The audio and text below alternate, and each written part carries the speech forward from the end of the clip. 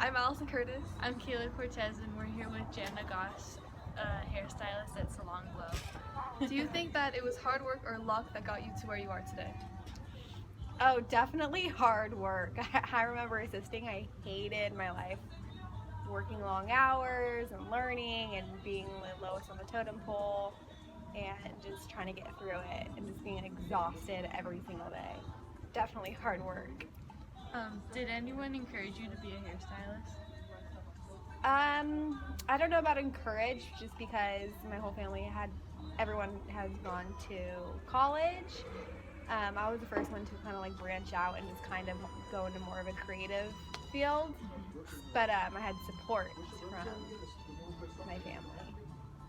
Is there a certain part of your personality that best fits your career? Yes, I'm very creative.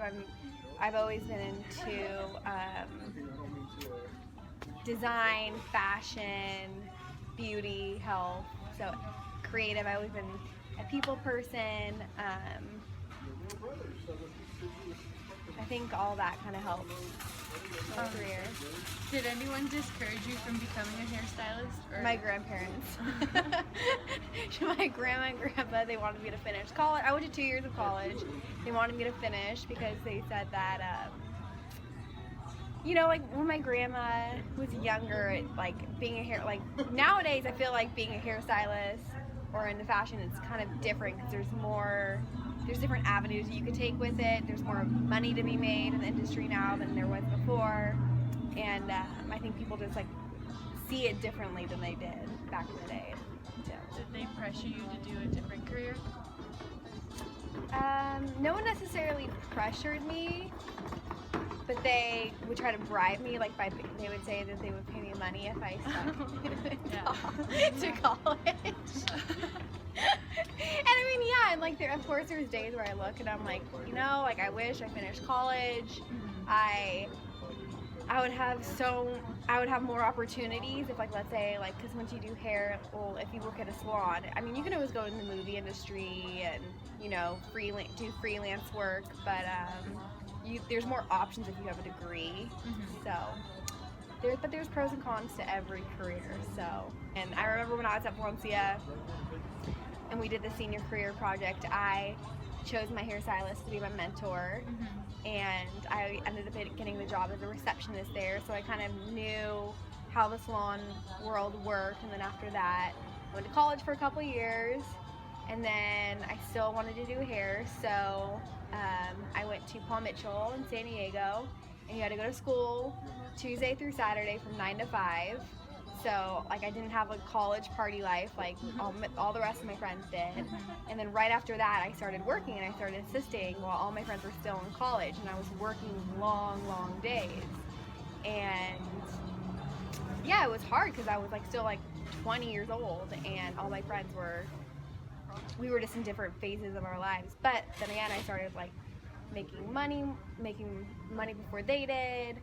And my life kind of just, moved along faster.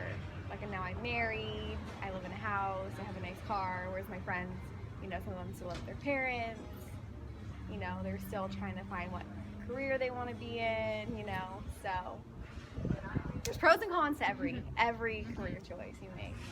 What's the average salary for a hairstylist? It really depends. If you work in Valencia area, depending if you're a newer stylist or you are more you have more years on you, it could be anywhere from 30 to 70,000, just depending on how many days a week you work, what your clientele's like, what salon you're at. But if you work more in Beverly Hills area or LA area, you can make way more money. They charge a lot more out there just because of the area, the location, the rent. But yeah, so it just really kind of depends. That's what's nice about this career, is because you can choose what area you want to work in, what location, and you can eventually choose how many days a week you want to work. You can choose what hours you want, you can take off days, you know, but the downside is you don't have a consistent monthly income, you know, Yep. and you don't have retirement, you don't have health benefits. But there's a lot of ways you can, like, I mean, you don't have to, you get to keep all your tip money, you don't have to get taxed on that. So yeah, there's money to be made as long as you put the work in, you know. What sacrifices did you have to make to get to where you are today? Sacrifices, I remember like wanting my whole year in, I remember going to Paul Mitchell. It was 9 to 5 every day, Tuesday through Saturday, and there you can only miss like 3 days, and it was for a year. And I remember I was like 20 years old, and it was like so hard because like working like a full-time job, and you couldn't leave the school area, and I just remember it was such long days, and like you weren't getting paid, you weren't making money. All my friends were in college, you know, like you had more free time, so that was hard. And then also assisting, I remember like the hours were just hard, and you're in your feet all day, and again, you're still not making a lot of money, and it's so easy to be like, oh my gosh, I just want to quit now, because it is, assisting's hard because constantly you're getting like critiqued every single day. So I think it was like a good probably 3 years where it's just like, I remember I sacrificed a lot of my time and my social life. If you could go back in time, what would you tell your 15-year-old self? I would tell my 15-year-old self to first finish college, get my bachelor's, and then go to cosmetology school and get my, because it's an amazing career, it's a great career. But I mean, I kind of lucked out because my husband lives, you know, I have a husband, it's a great time to, you know, raise your kids in. But I mean, there's not a ton of choice. Like if you're like, okay, I don't want to do hair anymore, it's not like you can just move to another business or another company. Once you build your clientele, let's say you do work in a salon, you can't just pick up and like, you know, move up north because you built your whole clientele. And that's the hardest part, is building your clientele. Did you have any small failures along the way? Oh my gosh, yes. Yes. I had so many small failures. There had been plenty of days where I would come home crying to my mom. I remember just thinking like, oh, this isn't for me, I can't do this anymore. Messing up a client's hair, having them leave crying, messing up assisting, you know, like doing something to a client where they didn't like their hair.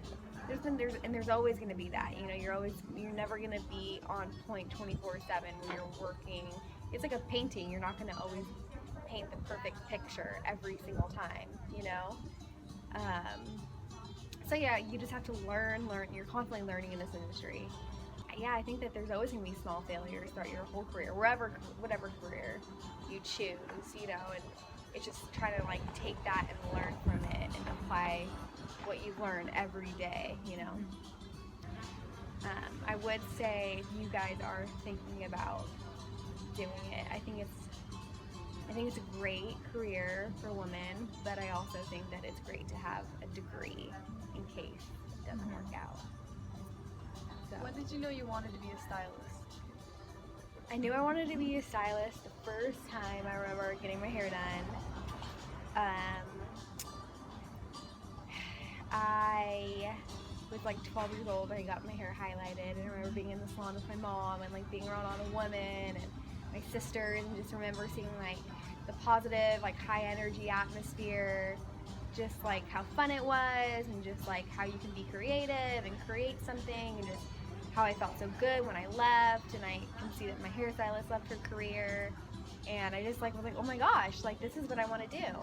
And so then again, you know, my senior career project, I chose my hairstylist, and I shadowed her, and I ended up working in the salon atmosphere, and I loved it, and I had fun, and yeah, and it just worked out. But I think you definitely have to be like a people person. You have to be creative. You have to. My problem was like I was sensitive. You can't be sensitive in this career because you're not always gonna make everyone happy. And what is the hardest and easiest part of your job? The easiest part of my job would be working with the clients who I've done for a while, and I can just give them a haircut, color their hair, no problem. I know what they like. The hardest part is getting a new client and you're my chair and trying to formulate for them and trying to figure out what works with them and what makes them happy, and probably working Saturdays. It's a money day, but when everyone else is like out at the beach and you're in the salon, that's hard. Yeah. Thank you. Thank All you. right. It's nice to meet you guys. Nice to meet you too. Yeah. I learned that it's important to get a bachelor's degree so that you can have more career options once you graduate and you're not so isolated in one area. And I learned that the schooling part, like, you don't really have a lot of freedom because she had to go to school for like most of the time, and she was always getting critiqued and stuff. And it's not really like an easy job. You have to be really creative, and there's a lot of hard work and dedication that goes into schooling, and you have to not let like disappointments make you upset